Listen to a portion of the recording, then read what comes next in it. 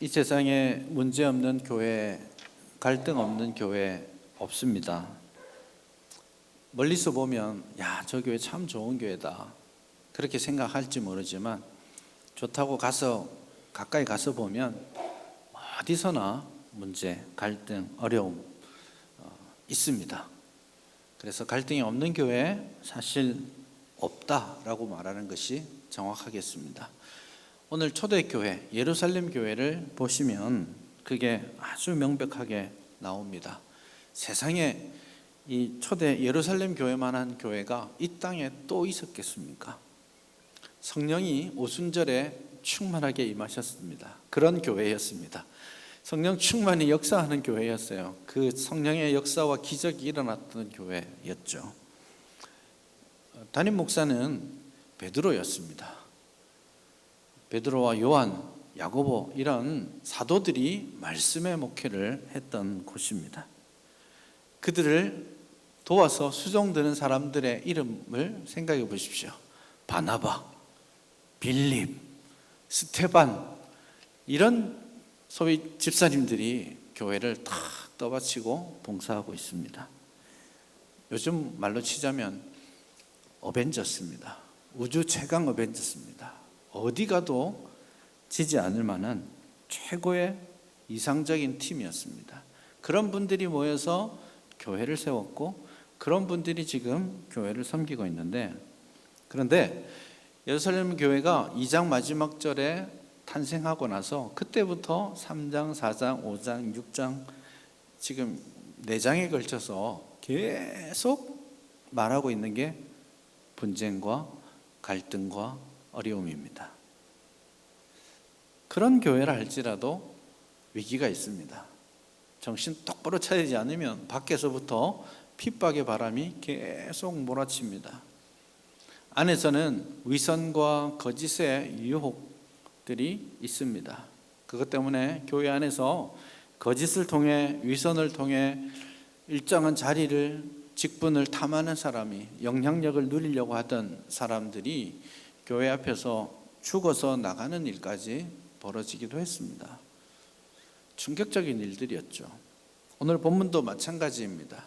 교회는 성장하고 있는데, 사람들은 많이 모이고 있는데 갈등은 더 커져만 갑니다.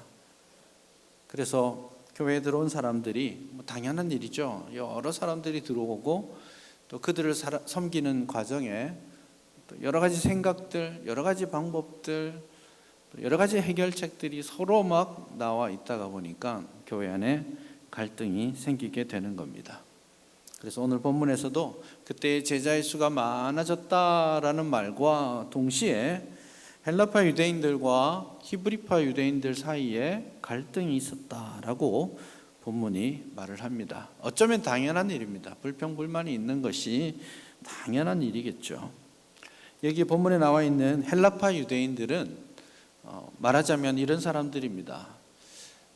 예루살렘이 멸망한 이래로 지금 500년 넘게 지나고 있거든요. 멸망했을 때 유대인들이 예루살렘과 유대 땅을 떠나서 전 세계로 흩어졌습니다. 굉장히 멀리 많이 흩어져서 이 당시에 흩어진 많은 유대인들이 있었습니다. 디아스포라라고 표현하죠. 많은 흩어진 유대인들이 그 땅에서 살아가면서 그 땅의 언어들을 배우고 그 땅의 문화와 가치관을 가지고 살아왔던 사람들입니다. 하지만 그들은 1년에 한 3차례 정도는 무조건, 혹은 한 차례라도 예루살렘에 와서 예배하고 제사 드리는 것을 원했던 사람들이죠. 그래서 멀리 살았지만 예루살렘으로 와서 예배 드리고 또 돌아가고 이러다가 고향 땅에 대한 그리움이 생기죠. 그래서 좀 나이가 들고 혼자 되고 이러니까 난 이제 예루살렘 성전이 있는 그곳에서 마지막 여생을 보내고 거기서 묻힐 거야. 이렇게 해서 돌아오는 분들이 생기겠죠. 근데 그들이 유대인이지만 헬라파 유대인입니다. 말은 헬라어를 쓰고 있습니다. 그 당시 세계 언어가 헬라어였죠. 그래서 헬라어를 막 쓰고 와서 보니까 히브리파 유대인들이 있어요. 이들은 유대인이지만 히브리파입니다. 이들은 그 당시 유대인들의 공용어였던 아람어를 쓰고 있습니다. 그러니 근본적으로 말이 잘 통하지 않습니다. 그래서 말을 하면 적절하게 오해가 생길 법한 그런 상황들이 있죠. 그리고 여기 헬라파 유대인들이 들어와서 지역에서 이제 살아왔던 사람들과 살아가려고 하니까 아무래도 소수에 해당됩니다. 한 10% 정도 남짓 있었다라고 판단하고 있는데요. 소수의 사람들이 와서 언어도 잘 통하지 않고 문화도 다르다 보니까 여러 가지 오해와 갈등, 좀 섭섭함들이 생길 수밖에 없는 것이죠. 사실 있는 사람들은 몰라요. 우리 교회도 우리 교회만이 가지고 있는 독특한 문화가 있어요. 깨지기 어려운. 그러나 우리는 있다가 보니까 그게 눈에 보이지 않습니다. 느껴지지 않아요. 하지만 밖에서 탁 들어와서 보면은 그게 때로는 굉장히 큰 벽처럼 느끼기도 하고 이질감을 느끼게 하기도 합니다. 그런 이제 사실 우리가 느끼지 못하는 문화들은 언제나 있어 오기 때문에 그런 것들 때문에 오는 마음의 섭섭한 갈등 이런 거 있습니다. 그리고 이들은 매일의 구제가 있었는데요. 이 매일의 구제는 매일 교회가 모여서 밥을 하고 무료 급식소를 운영하는 겁니다. 그래서 과부들이나 고아들이나 연약한 사람들이 교인들 중에서도 혹은 교인들이 아니어도 교회 가면 밥을 먹을 수 있어 하는 생각들이 있었던 겁니다. 그래서 매일 구제를 하는데 하다가 보니까 어떤 사람에게는 좀 많이 갈 때도 있고 어떤 사람에게는 좀 모자랄 때도 있고 그런 일들이 벌어지는 것이죠. 그래서 그 과정에서 섭섭한 일들이 생기는 것입니다. 사실 여러분 한번 상상해 보십시오. 매일 교회 와가지고 아침부터 밥 해가지고 식사를 대접하는 것이 일이다 이렇게 생각하면 지금 우리는 이걸 감당해낼 수 있을 능력이 없을 것 같아요. 쉽지 않은 일입니다. 전 시간과 생을 들여서 봉사하고 섬기는 일입니다. 정말 고달프게 봉사했는데 사실은 그 봉사로 말미암아서 또 다른 분열과 갈등의 이유가 되는 것이죠. 이게 21세기를 살아가는 이 땅의 교회들에게도 똑같은 주제인 겁니다. 교회에서 일주일에 한 번씩 주일에 밥하는 거 쉬운 일이 아닙니다. 정말 많은 시간과 헌신을 요구합니다. 우리 권사님들 이거 밥 한 1년 하고 나면 월요일에 병원 갑니다.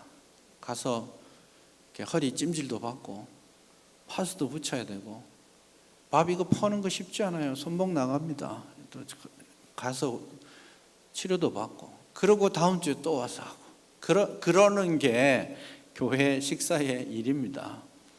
정말 최선을 다해 힘을 다해 봉사하는데 그런데 불만은 사라지지 않습니다. 교회 안에 이 밥 먹는 것 때문에 불만이 있죠. 다 자기가 중심적으로 생각하기 때문이에요. 그래서 오늘은 입맛에 안 맞아요. 국이 왜 이렇게 짜지? 소고기 국이랬는데 눈 씻고 찾아봐도 소고기는 안 보이고 소가 헤엄치다가 갔나 이런 생각도 들고 오늘 특식으로 떡이 나왔다는데 내 앞에서 떡 떨어졌어요. 그런 수가 있죠. 의도해서 떨어진 건 아닌데 와 누구는 주고 아까 보니까 누구는 2개 챙겨가는 것 같던데 나는 못 받고 섭섭한 마음이 들기 시작합니다. 이런 것들이 교회 안에 생기는 거예요. 누구는 최선을 다해 시간과 물질과 몸을 다 써서 봉사하고 그걸 받는 입장에서는 뭔가 아쉽고 왠지 다 안 주는 건 괜찮아. 근데 쟤는 주고 난 안 주는 건 싫거든요. 그 불공평의 문제, 왜 매일 구제하는데 난 빠지지 않은 아쉬움과 섭섭함 이런 것들이 막 있는 겁니다. 여러분 우리 교회 이야기 아닙니다. 진짜 위로가 되는 건 초대교회 예루살렘 교회 이야기입니다. 베드로가 설교하던 그 교회의 이야기입니다. 야 베드로도 이거 식사 때문에 힘들었구나 이런 생각이 들어서 이번 주 내내 마음이 좋았습니다. 요즘 목사님들이 한 번씩 만나면 이거 이야기 많이 합니다. 너네 교회는 밥해? 물으면 막 서로 이야기합니다. 어떻게 하냐, 뭐 어쩌고 저쩌고 이런 이야기가 교회 안에서 또 목사님들 사이에서도 아주 신경 쓰는 이야기죠. 교회들마다 그겁니다. 코로나를 빨리 가게 해주십시오 했더니 갑자기 유탄이 되어서 밥을 해야 되는 지경에 빠져서 이게 은혜로 코로나가 갔는데 심판의 날이 오는 그런 것처럼 느껴지는 것이죠. 그래도 여러분 감사하십시오. 초대 예루살렘 교회는 매일 밥했습니다. 일주일에 한 번 밥하는 것 감사한 일이죠. 이 봉사와 섬김이 때로는 누군가에게는 섭섭하지 않았으면 좋겠습니다. 불평과 원망거리가 되지 않았으면 좋겠습니다. 그래서 이 봉사와 섬김을 기억하고 먹는 사람도 하는 사람도 감사의 마음을 가질 수 있기를 바랍니다. 오늘은 밥이 질어요. 그러면 감사하십시오. 오늘 좀 쌀이 덜 됐어요. 그러면 감사하십시오. 오늘은 국이 좀 짜요. 그러면 감사하십시오. 오늘 떡이 나한테 오지 않았어요. 그러면 뭐 해야 돼요? 감사하십시오. 필요한 누군가에게 갔구나 하고 감사하시기 바랍니다. 그래서 이 봉사와 섬김이 앞으로 우리도 식사를 하게 될 텐데 이 감사의 마음을 놓치지 않기를 바라요. 이것이 분열과 갈등의 이유가 아니라 풍성한 은혜와 감사를 표현하는 그런 자리가 될 수 있기를 바랍니다. 그 감사가 사라졌을 때에 사실 거저 받는 일인데도 그것 때문에 교회에 오늘 예루살렘 교회에 시험이 들고 있는 겁니다. 이걸 잘 기억하셔야 됩니다. 그러나 어디서나 섭섭함이 없을 수 없어요. 갈등, 원망 없을 수 없습니다. 그게 중요한 게 아니에요. 지금 예루살렘 교회가 보여주는 모범은 그 갈등을 어떻게 해소해 가는가에 있습니다. 지금 매일의 구제에 빠져서 헬라파 유대인들의 과부들이 섭섭한 마음들을 토로하고 있는데 이때 12사도가 하고 있는 해결책은 2절 보시면 나옵니다. 12사도가 모든 제자를 불러 이르되 우리가 하나님의 말씀을 제쳐놓고 접대를 일삼는 것이 마땅하지 아니하니 4절입니다. 우리는 오로지 기도하는 일과 말씀 사역에 힘쓰리라. 이 사역이라고 표현되어 있는데 이게 접대라는 말과 같은 의미입니다. 그래서 밥을 하는 봉사와 말씀을 전하는 봉사는 지금 교회 안에서 같은 수준 레벨입니다. 저는 설교로 봉사하고 또 밥을 하시는 분은 밥을 함으로써 똑같은 봉사를 하고 하나님의 나라를 이루어가는 것이죠. 지금 우리가 주목해야 될 것은 이것입니다. 교회에 갈등의 요소가 있었습니다. 그 갈등을 해결하기 위해서 그 갈등의 본질을 찾고 있다는 겁니다. 밥하는 게 문제였다면, 배식에 문제가 있었다면 이걸 잘하는 사람을 뽑든지 모자라지 않게 밥을 더 하자고 하든지 이런 답을 찾아가면 좋겠는데 그런 이야기를 하지 않고 사도들은 우리가 하나님의 말씀을 제쳐놓고 접대하는 일이 마땅하지 않다라고 이야기합니다. 이게 교회에 어떤 형태로든지 문제가 있다면 그 문제의 이면에 있는 본질적인 위기와 문제가 무엇인지를 보여주는 것입니다. 직분을 세우자고 하는데 직분의 목적은 여기에 있습니다. 교회가 직분을 세우고 사람들에게 고난을 위임함으로써 본질을 지켜가려고 하는 것입니다. 그래서 여러 사람들에게 타이틀을 줘가지고 명예를 주는 게 아니라 그 직분을 가지고 봉사의 일을 하면서 무엇을 지켜나가느냐? 교회의 본질적 사명 무엇입니까? 하나님의 말씀을 전하는 일이 회방받지 않도록 하는 것. 이것이 직분의 가장 중요한 이유입니다. 본질을 놓치지 말자. 식당 봉사가 중요하지 않다는 거 아니에요. 말씀이 더 중요하다라고 말하는 것 아니에요. 지금 이 문맥은 본질, 그것을 가능하게 하고 그 위기를 극복하게 하는 본질적 토대를 제대로 놓지 않으면, 오늘은 식당 봉사지만 내일은 다른 문제로, 그 다음은 또 다른 문제로 교회는 지속적으로 갈등과 위험을 만나게 된다는 것입니다. 결국 교회가 연약해지는 이유가 무엇입니까?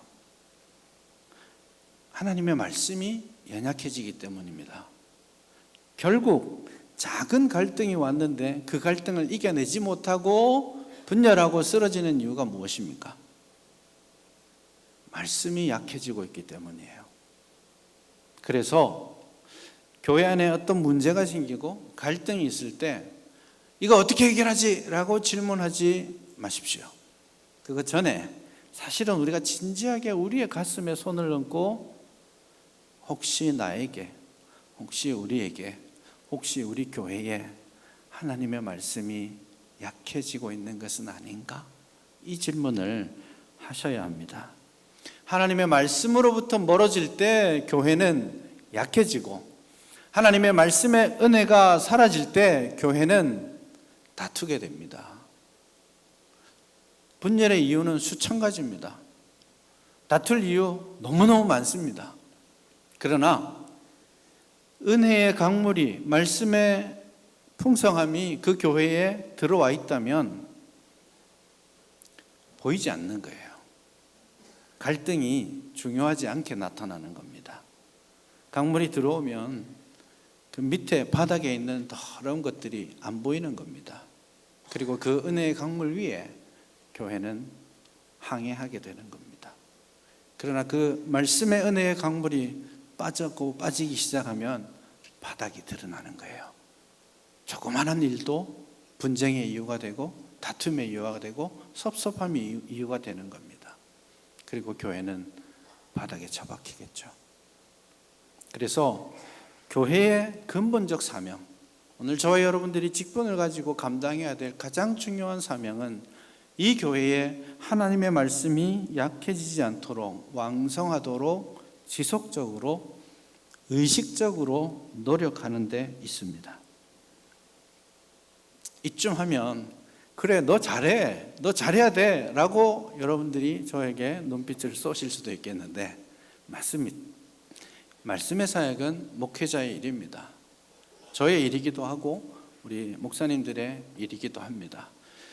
굉장히 중요한 일이죠. 그건 기본 중에 기본입니다. 만약에 설교하는 일에, 가르치는 일에 관심이 없다, 관둬야죠. 그게 본질적 사명입니다. 거기에 대한 열심과 의식이 사라졌다면 그 순간이 제가 이 목회 일을 그만둬야 될 순간입니다. 그건 저의 결단이고 저가 평생 짊어지고 가야 될 기쁨이자 짐입니다. 그러나 이것은 저만의 일로 되는 거 아니에요. 말씀의 봉사는 목회자의 일이기도 하지만 교회가 지켜가야 될 가치입니다. 그래서 여러분들이 여러분의 자리에서 여러분의 직무를 잘 감당해서 목회자가 하나님의 말씀에 더 집중하고 말씀을 잘 연구하고 잘 전할 수 있도록 협력해야 하는 것입니다. 그래서 말씀의 봉사, 이 강단의 건강함은 여러분의 책임이기도 한 것입니다. 목회자를 너무 바쁘게 만들지 마세요. 목회자가 좀 서재에 가서 묵묵히 책을 읽고 성경을 읽고 묵상하고 기도할 수 있는 시간을 내어줘야 됩니다. 그거 아니어도 목회는 제가 몇 년 해보니까 목회는 계속 더하기더라고요. 일이 계속 더해집니다. 빠지지가 않아요. 이게 좋지 않은 구조이죠. 목회자에게 모든 권한과 책임이 다 집중되어 있어요. 그래서 작은 일 하나도 담임 목사가 결정하거나 지도하지 않으면 일이 잘 안 되는 좋지 않은 구조가 교회들마다 있습니다. 그게 쉽지 않은 일이에요. 놓기도 쉽지 않고 하기도 쉽지 않은. 플래카드 제가 마지막에 허락하지 않으면 안 됩니다. 저기에 비둘기가 들어가야 되나 말아야 되나 그런 고민을 주중에 합니다. 힘들어요. 왜냐하면 저는 주께서 저에게 미적 감각을 허락지 않으셨거든요. 저는 이거나 저거나 비슷합니다. 뭐 커피 맛있다고 해서 가보면 다 그냥 써요. 어딜 가도. 그런 사람에게 자꾸 뭔가를 분별하라고 하고 뭐 어떤 서류든지 와서 자꾸 이거 어떡할까요? 저거 어떡할까요? 그게 나쁜 일이 아니에요. 행정 잘해야 됩니다. 그러나 그것이 목회자의 영성을, 목회자의 시간을 소진하게 한다는 것도 알아야 합니다. 그래서 교회는 의식적으로, 제도적으로 고난을 위임하고 이런 일들을 온 성도가 같이 감당하고 그렇게 함으로써 교회는 본질적으로 지속 가능하게 강단의 건강함을 지켜야 하는 겁니다. 준비하지 않아도 설교할 수 있을까요? 예, 할 수 있습니다. 그래도 배워온 가닥이 있잖아요. 그래서 저는 설교 원고를 100% 다 씁니다.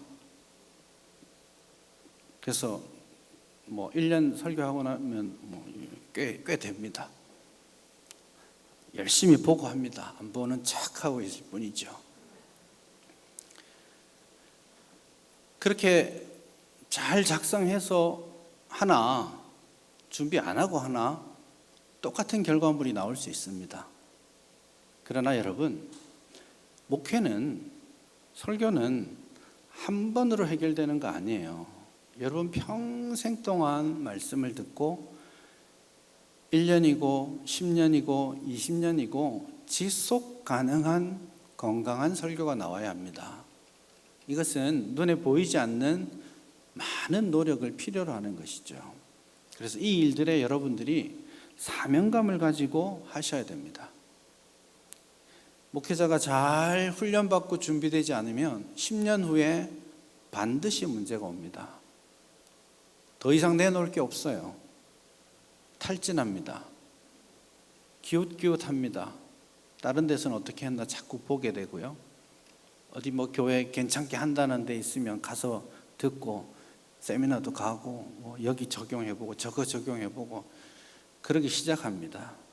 교회가 말씀이 약화된다라는 거예요. 이 말씀의 약화는 보이지 않게 천천히 일어납니다. 갈등, 말씀의 약화 때문에 다투지 않습니다. 그러나 말씀이 약화되면 수많은 다른 이유들이 드러나서 갈등하게 되는 겁니다. 그래서 여러분, 교회가 하나님의 말씀이 왕성해져 갈 수 있도록 여러분들이 기도하고 이 일을 위해 협력하셔야 됩니다. 목회자들에게 시간을 좀 주십시오. 사명감을 가지고 책을 읽으라고 요구하셔야 됩니다. 그래서 교회 와서 목사님이 책 보고 있으면 오늘은 여유가 있는구나 이렇게 생각하지 마시고 열심히 사역하고 있구나 이렇게 생각하셔야 됩니다. 목사님이 하루 종일 신방하고 상담하고 막 일주일 내내 그렇게 따라다니다가 주말에 내일 설교 어떡하지? 이런다니까요. 그게 교회가 망하는 길입니다. 겉으로 보기에는 목사님이 열심히 다니고 만나고 하면 열심히 사역하시는구나 생각하겠지만 그거 점점 목회자가 영적인 소진의 단계로 가는 길입니다. 목회자가 끊임없이 말씀으로 새롭게 되도록 여러분들이 기도하시고 여러분들이 시간을 주시고 여러분의 그 마음을 들이셔야 됩니다. 밥 많이 안 사도 괜찮아요. 자꾸 밥 사려고 하지 마시고 책 사주세요. 그게 목회자를 훨씬 더 살리는 일입니다. 그래서 목사님, 우리 부목사님들 같이 식사 한번 하세요. 이렇게 하지 마시고 목사님, 요즘 새로운 책 나온 거 있으면 사서 보세요. 그게 훨씬 더 목회자를 돕는 일입니다. 저는 괜찮아요. 우리 부목사님들은 삶이 팍팍합니다. 솔직히 책 사기 부담스러워요. 책 좀 사주세요. 이분들이 지금부터 잘 준비해야 다음 10년 후에 20년 후에 우리 교회를 건강하게 하는 거예요. 그런 사람들이 교회를 건강하게 만들어가는 겁니다. 이 말씀이 든든하게 세워지는 것, 이게 목회자의 가장 본질적 사명입니다. 저 월요일에 강의 갑니다. 아시는 분은 아시겠지만 고신대학교에서 강의하고 있습니다. 마음 같아서는 정말 하고 싶지 않을 때가 많습니다. 월요일엔 다들 좀 쉬고 싶죠. 가서 강의를 합니다. 이번 학기에 제가 욥기 강의를 했습니다. 어떤 마음이 있냐면 이 목사님들이 말씀을 잘 배웠으면 좋겠다. 그래서 앞으로 이분들이 사역하는 자리에서 말씀이 든든한 건강한 교회들이 세워지면 좋겠다라는 바람이 있고, 또 한 가지는 힘들지만 해놓으면 다음에 우리 교회 가서 욥기 한번 강좌를 열 수 있겠지, 이런 마음으로 합니다. 그건 저의 사명이에요. 힘껏 수고하고 노력하는 것이 저의 부르심입니다. 왜냐하면 교회는 하나님의 말씀이 왕성하게 될 때 건강하기 때문에요. 교회의 성장은 숫자의 증가에 있는 것이 아니라 하나님의 말씀이 점점 왕성하여지는 데 있기 때문이에요. 그래서 이 위기를 하나님의 말씀과 기도에 집중하자라고 했을 때 7절에 보시면 하나님의 말씀이 점점 왕성하여 예루살렘에 있는 제자의 수가 더 심히 많아졌다, 이렇게 말하죠. 위기를 극복해 갑니다. 위기를 덮어놓고 갑니다. 근데 사람이 많아졌다라고 말하기 전에 하나님의 말씀이 더 성장했다, 하나님의 말씀이 더 왕성하게 전파되었다, 더 역동적으로 말씀이 사역하고 있다라고 본문이 이야기합니다. 그래서 말씀이 왕성하는 일에서 벗어난 채 늘어나는 것은 사실은 성장이 아닙니다. 하나님 말씀의 토대 위에 있지 않고 늘어나는 헌금은 기뻐할 게 아니에요. 그래서 우리는 하나님의 말씀이 깊이 뿌리 잡고 그 말씀에 위에서 갈등도 어려움도 다 묻어놓고 은혜의 강물을 헤엄칠 수 있도록 기도해야 하는 것입니다. 그러자 오늘 본문 마지막에 보면 허다한 제사장의 무리도 이 도에 복종하니라. 이게 진짜 교회의 모습입니다. 세상의 권위가 아니라, 담임 목사의 권위가 아니라 모두가 선포되는 말씀에 복종하는 교회입니다. 그게 교회예요. 말씀이 풍성하게 준비되고 증거되어야 될 이유가 바로 거기에 있습니다. 여러분, 하나님의 말씀이 왕성한 우리 제일영도교회 될 수 있기를 바랍니다. 이 말씀 사역에 기초한 본질을 회복할 수 있기를 바랍니다. 다른 거 신경 쓰지 말고 오직 이 본질로만 승부하는 우리 교회가 될 수 있기를 바랍니다.